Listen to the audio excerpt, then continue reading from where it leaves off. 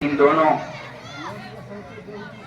بزرگوں کا جنہوں نے آپ کے سامنے گفتگو رکھی، شکریہ ادا کرتا ہوں۔ بڑی قیمتی اور وقیح باتیں انہوں نے آپ کے سامنے رکھی۔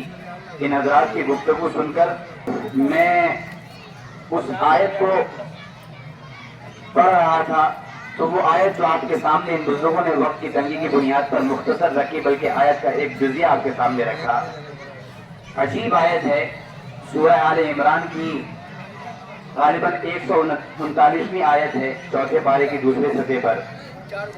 اس پوری آیت کو کا صرف ترجمہ سن لیں تو بات بہت ساری سامنے آ جاتی ہے۔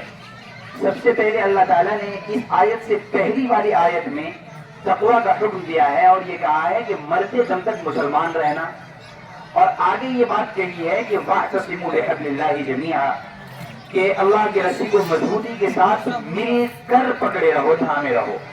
مزید آگے ہے وَلَا تَفَرَّقُوا، اور آپس میں منتشر نہ ہو۔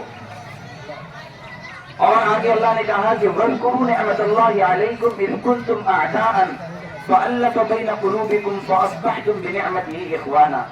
صحابہ کرام کو مخاطب ہو کر کے اللہ کہہ رہے ہیں کہ تم اس نعمت کو یاد کرو کہ تم نے اسلام قبول کرنے کی برکت سے جو اپنے دل کے اندر ایک دوسرے کے لیے محبت محسوس کی ہے اور ایک دوسرے کے لیے جان نچھاور کرنے کا جو جذبہ ہے، یہ چیز تمہیں کتنی بڑی مصیبت سے نجات دے دی۔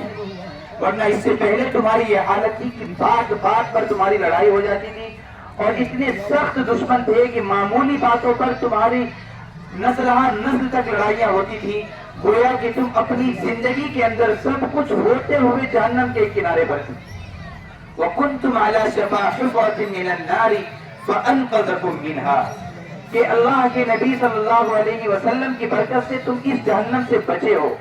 اس سے یہ پتہ چلتا ہے کہ اگر آپس میں انتشار اور اختلاف ہے، نفرت بھری اگر زندگی انسان گزار رہا ہے، تو سارے اسباب تعیش یعنی آرام اور راحت کی ساری چیزیں ہوتے ہوئے اس کے پاس مال بھی ہوگا، اس کے پاس حسن بھی ہوگا، اور بظاہر خاندان بھی بہت اعلیٰ قسم، بلند اور اعلیٰ خاندان سے بھی تعلق رکھتا ہوگا، ایک مہذب سماج کا فرد کہلایا جائے گا، لیکن وہ اپنی زندگی کے اندر اپنے دل کے اعتبار سے آگ کے اندر مبتلا ہوگا، اندر کی دنیا اس کی بے چین ہوگی۔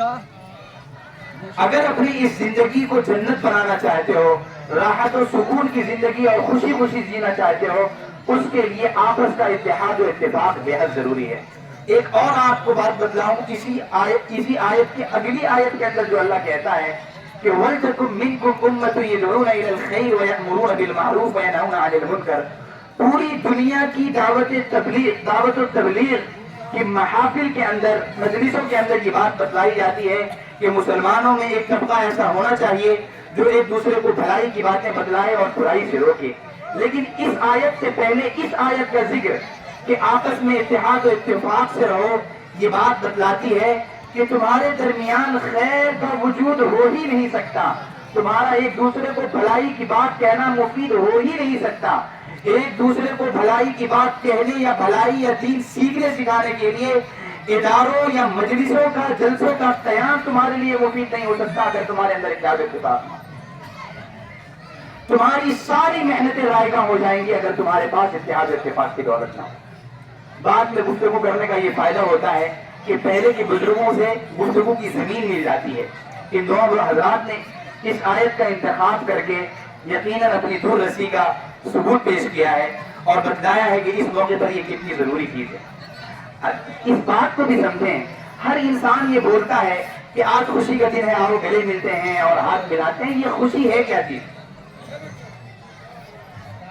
خوشی دل کے مثبت اور خوشگوار جذبات کا نام ہے۔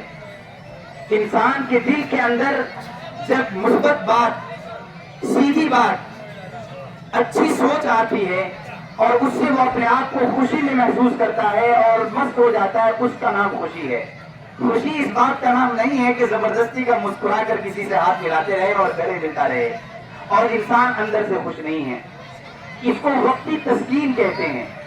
ماہرین نفسیات نے لکھا ہے کہ 4 طرح سے انسان کو خوشی حاصل ہوتی ہے، لیکن ایک خوشی ہے جو پائیدار ہے، باقی سب وقتی ہے۔ جس کو آپ اپنی بھڑاس کی تکمیل کہہ سکتے ہیں، عربی میں تسکین کے لفظ سے تعبیر کر سکتے ہیں، خوشی سے اس کو فرح سے اور لا خوف اور حزن سے تعبیر نہیں کر سکتے۔ ایک خوشی انسان کو وقتی طور پر کسی چیز کے استعمال سے مل جاتی ہے، کسی کوئی اچھی چیز کھا لیا، نفسانی خواہش کی تکمیل کر لی، کوئی بہترین منظر دیکھ لیا، یہ ایک خوشی ہے۔ دوسری خوشی انسان کو ملتی ہے کسی مقابلے میں جیت کے وقت، کہ کسی چیز میں مقابلہ تھا اور اس وقت اس میں انسان جیت گیا تو وہ بھی ایک خوشی کا موقع ہوتا ہے۔ اور لیکن یہ دو خوشیاں ایسی خوشی ہے کہ جو وقتی طور پر عارضی طور پر حاصل ہوتی ہے اور ختم ہو جاتی ہے، یہ زیادہ دیر تک نہیں رہتی ہے۔ لیکن ایک خوشی جو انسان کے لیے پائیدار رہتی ہے وہ دل کی خوشی ہے۔ یوں تو یہ بات کہی جا سکتی ہے کہ جیسے یہ سورج اور چاند انسان کی زندگی کے ساتھ بالکل لازم ہے، ایسے ہی غم اور خوشی کا تعلق ہے کہ غم اور خوشی انسان کے ساتھ بالکل چوری کے دامن کا ساتھی کی طرح ہے، کہ کبھی خوشی انسان کے ساتھ ہے اور کبھی غم ہے۔